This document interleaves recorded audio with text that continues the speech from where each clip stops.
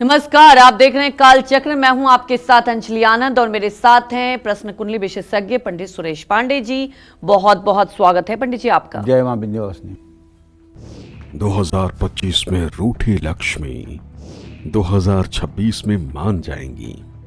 जानिए 2026 में लक्ष्मी पूजन के मंगल मुहूर्त और मंगल योग। अगर साल 2025 में आपका बजट बिगड़ा हुआ है, हर मोड़ पर आपको पैसों के लिए संघर्ष करना पड़ता है, बिजनेस में नुकसान उठाना पड़ रहा है या फिर बैंक बैलेंस कम हो रहा है, तो ऐसे में आपको साल 2026 में कैसे करनी चाहिए लक्ष्मी साधना? साल 2026 के किस महीने, किस तिथि, किस वार और किस नक्षत्र में करनी चाहिए लक्ष्मी पूजा? साथ ही साल 2026 में पैसों से जुड़ी हर परेशानी से पार पाने के लिए पंडित सुरेश पांडे जी बताएंगे आपको वो अचूक उपाय जिसे करने से आप पूरे साल धनवान बने रहेंगे। तो बने रहिए आज काल चक्र के साथ। तो चलिए अब चर्चा की शुरुआत कर लेते हैं। साल 2026 में मां लक्ष्मी को प्रसन्न करने के लिए आप कुछ जरूरी नियमों का पालन करना पड़ेगा और कुछ खास मंगल मुहूर्त और मंगल योग में ही आपको मां लक्ष्मी की साधना और उपाय करने होंगे। तो चलिए सबसे पहले जानते हैं कि साल 2026 में किन तिथियों में आपको मां लक्ष्मी की पूजा उपासना करनी चाहिए। बताएं पंडित जी। देखिए, लक्ष्मी का नाम आते ही कि प्रभु आप 2 घंटे के लिए रोज कहाँ गायब हो जाते हैं? तो बोले ऐसे ही मृत्यु लोक में एक मेरे बड़े अच्छे संत हैं, उनके पास चला जाता हूँ मिलने के लिए। तो लक्ष्मी जी ने कहा कि तब मुझे भी एक दिन ले चलिए, उनका दर्शन करवाइए। भगवान ने कहा नहीं देवी, आप मत चलिए। कहन क्यों? कहन आपकी कृपा जिस मनुष्य के ऊपर हो जाती है उसकी अकड़ बढ़ जाती है, उसकी छाती चौड़ी हो जाती है, उसका बात करने का तरीका बदल जाता है। फिर आप तो स्वयं लक्ष्मी ही हैं। आपका वहाँ जरा सा अपमान हो जाएगा आपका। और मेरे भक्त बड़े फक्कड़ होते हैं, वो अगर आपका सम्मान नहीं किए तो आप नाराज़ हो जाएंगी, आप श्राप दे देंगी, आप कुछ बुरा कर देंगी। कहने नहीं, ऐसा मैं कुछ न करूँगी और नाराज़ तो होंगी ही नहीं, मुझे आप एक बार ले चलिए। उनके बहुत आग्रह पर लक्ष्मी जी को लेकर के भगवान विष्णु चित्रकूट पहुँचे। भगवान विष्णु जाकर उनके कुटिया में प्रवेश किए, उनको बैठने के लिए टाट बोरा बिछा दिया जो संत के पास था। बोले आप आते हैं ये तो ठीक है, लेकिन ये माई दाई लेकर के क्यों चले आए? इनको कहो बाहर ही रहें। और लक्ष्मी जी आश्रम के बाहर खड़ी, न आगत न स्वागत, न बैठिए न उठिए, कुछ नहीं। 1 घंटे तक दोनों लोगों में आपस में सत्संग चला। उसके बाद श्री हरि विष्णु लक्ष्मी माता को गरुड़ पर बैठा करके और लेके अपने विष्णु लोक को गए। वहां जाने के बाद लक्ष्मी जी ने विष्णु भगवान से कहा कि आप मेरी एक प्रार्थना स्वीकार करिए। बोले कहिए। कहन मेरी प्रार्थना ये है कि आप उन संत को एक बार बैकुंठ बुलाइए, मैं उन्हें भोजन कराना चाहती हूँ। बोले वो कहाँ आएंगे भोजन करने? वो तो ऐसे कुछ साग पात खा लेते हैं, उन्हें भोजन वोजन से क्या मतलब है, स्वाद वाद से क्या मतलब है? कह नहीं, एक बार आप आग्रह करिए, अगर एक बार आकर के भोजन पा लेंगे तो मैं भी अपने को धन्य मानूंगी। भगवान श्री हरि विष्णु गए, संत से कहे कि लक्ष्मी बहुत चाहती हैं कि आप एक बार उनके हाथ का प्रसाद पाएं। बोले अरे मैं कहाँ जाऊँगा, मुझे कुछ ऐसा खाने पीने की इच्छा नहीं है, मैं जैसे हूँ यहाँ भजन कर रहा हूँ, ठीक हूँ। बोले नहीं, एक बार आप विचार करिए। तो बोले मैं बैकुंठ जाऊँगा कैसे? तो बोले उसके लिए चिंता मत करिए, मेरा गरुड़ आएगा, आपको अपने पीठ पे बैठा करके और बैकुंठ ले जाएगा और बैकुंठ से फिर ले आकर आपको पहुँचाएगा। कहें तब ठीक है। गरुड़ जी आए, लेके गए, बैकुंठ पहुँचे। अब लक्ष्मी जी ने वहाँ भैया 56 प्रकार के भोज बना रखे थे, सब एक से एक दिव्य भोजन, एक से एक दिव्य प्रसाद। तो हमारे सनातन धर्म में कच्ची पक्की का बड़ा ध्यान है। जैसे पूरी सब्जी तो कोई कहीं खा लेगा, लेकिन रोटी दाल और चावल हर जगह आदमी नहीं खाता है। इसको कच्ची रसोइयाँ मानते हैं और उसको पक्की रसोइयाँ मानते हैं। पक्की रसोई को पवित्र मानते हैं और कच्ची रसोई को अपवित्र मानते हैं। ये हमारे सनातन धर्म में अभी भी प्रचलन में है और कम से कम बड़े बूढ़े तो जानते ही हैं। पक्का भोजन तो हर जगह कर सकते हैं, लेकिन कच्चा भोजन तो बहुत लिमिटेड जगह पे ही लोग करते हैं। अच्छा, तो चलिए, अब इनके सामने थाली बन के आई। थाली में कच्चा पक्का दोनों भोजन रखा हुआ था। इन्होंने कहा, ये तो मैं कुछ खाने वाला नहीं हूँ, मैंने तो सोचा था पक्का भोजन बनेगा वही मैं पालूंगा, तो इसमें तो सब कच्चा भोजन भी बना हुआ है, तो सब अशुद्ध हो गया। तो बोले, अरे तो पक्का ही खा लीजिए। कहे, नहीं, पक्का कैसे खाऊंगा, जिस रसोई में कच्चा पक्का दोनों बन गया उस रसोई में मैं खा ही नहीं सकता हूँ, अब मैं खाऊंगा ही नहीं। बहुत लक्ष्मी जी ने आग्रह किया, नहीं मुझे नहीं खाना है, इसलिए कच्चा पक्का दोनों बन गया, ये अशुद्ध हो गया।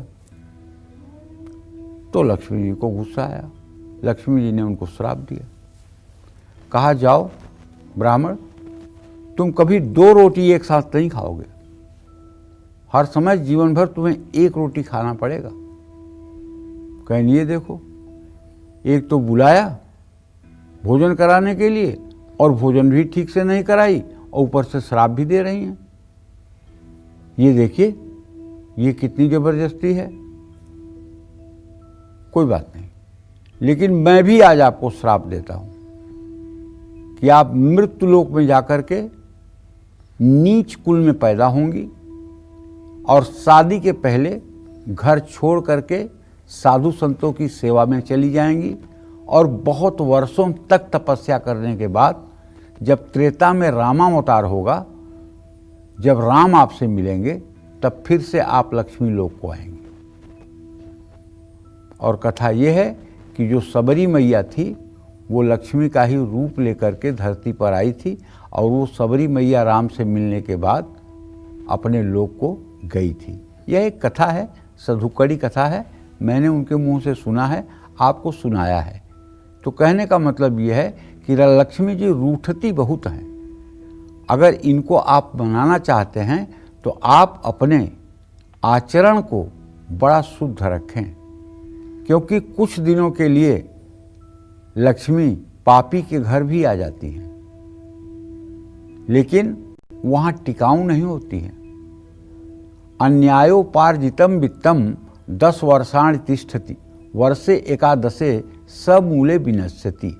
जो लोग अन्याय से उपलब्धियां प्राप्त कर रहे हैं, आप विश्वास करिए, मेरी बात को आजमा लीजिए 100%, 10 साल तक वो लोग बढ़ सकते हैं, लेकिन 11वें साल से जब पतन होना शुरू होता है तो दुर्गति शब्द भी उनके जीवन के आगे छोटा पड़ जाता है। ये बात मैं जीवन के अनुभव की आपको बता रहा हूं। चाहे जितना ही वैभव किसी ने अन्याय से प्राप्त कर लिया है, लेकिन 11वें साल से पतन होना शुरू हो जाएगा और 20 साल के अंदर ऐसी दुर्गति हो जाएगी कि दुर्गति शब्द भी उस दुर्गति के आगे छोटा पड़ जाएगा। जय मां विंध्यवासिनी। तो देखिए, आज पंडित जी बता रहे हैं मां लक्ष्मी को आप कैसे प्रसन्न करें। पंडित जी, कई बार कालचक्र में आपने श्री सुक्तम का जिक्र किया है, तो अगर देखा जाए तो कैसे करना चाहिए, किस विधि से करना चाहिए, एक बार फिर से हमारे दर्शकों को। जो लोग प्रातः काल सायंकाल श्री सूक्त का नित्य पाठ करते हैं जी, श्रद्धा पूर्वक, तो श्री सूक्त में आनंद, चिकलीत, करदम, ये सब लक्ष्मी के पुत्रों का नाम है। इसका पाठ करने मात्र से घर की दरिद्रता दूर हो जाती है जी। इस मंत्र से श्री यंत्र का अभिषेक करने पर अक्षय पुण्य की प्राप्ति होती है। इस मंत्र से गाय के घी से हवन करने से सब प्रकार की परेशानियों से मुक्ति मिल जाती है।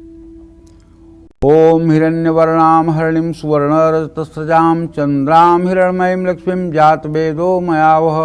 ओम तामहयावह जातवेदो लक्ष्मीं मनवगामिनीं यस्या हिरण्यं बिन्देयं गामस्व पुरुषानहम् अश्वपूर्वां रथमध्यां हस्तिनाद प्रमोदिनीं श्रियं देवीं उपहवै श्रीरमां देवी जुखतां कांसौ स्मितां हिरण्यप्रकार माद्रां ज्वलन्तीं तृप्तां तर्पयन्तीं पद्मे स्थिते पद्मवर्णां तां होपहवै श्रियं चंद्राप्रभासां यस्या ज्वलन्तीं श्रियं देवलोक देवजुष्टामुदारां तां पद्मनीमीं शरणं प्रपद्ये अलक्ष्मीर्मे नश्यतां त्वां वृणे आदित्य वर्णे तपसोधि जातो वनस्पतिस्तो वृक्षोथ बिल्वः तस्या फलानि तपसानुदन्तु मायांतराया स्वाह्या लक्ष्मी उपैत माम देवसुख कीर्तिश्च मन्ना सह प्रादुर्भूतो सुराष्ट्रस्मिन् कृतमध्यम ददात में क्षुत पिपासात् मनाम ज्येष्ठाम लक्ष्मी नाश्याम्यहम भूतिम समृद्धिम च सर्वा निरुद्ध में गृहात् गंधद्वारा धुराधरसाम नित्यपुष्टाम करीशरीम विश्वरीश्वर भूतानाम तामिहो भवैश्यम मनस काम माकूतिम वाचिम सतमसी मही पशूनाम रूमनस्य मयि श्री सताम स कर्दमेन प्रजाभूता मयि संभव कर्दम श्रियम वासम में कुले मात्रम पद मालिन्यम